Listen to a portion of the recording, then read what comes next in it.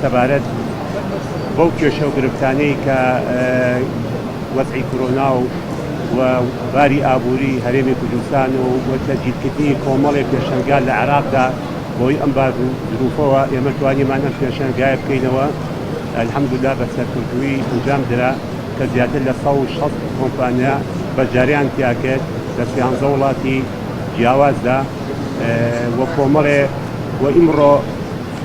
تقریبا زیاتر لە 35,000 کەس سەردانی ئەم پێشەنگایان کردووە بۆ کۆمەڵێ گرێبەست کراوە لەگەڵ کۆمپانیاکانی ناوخۆیی و دەرەکی کە ئەمە سوودێکی ئابووری بۆ شاری سلێمانی دروست کردووە. ئێمە هیوادارین کەوە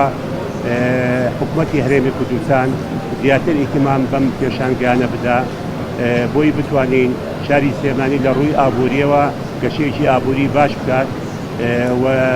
ئەم گرێبەستانش دەکراوە و ئەم وەزعەکە دروست بۆ لە پێشەنگای نێودەوڵەتی سلێمانی ئەتوانم بڵێم سوودێکی گشتی بۆ کۆمپانیاکانی ناوخۆییشمان هەیە و گەشەیەکی ئابووریشی دروست کردووە لە شاری سلێمانی.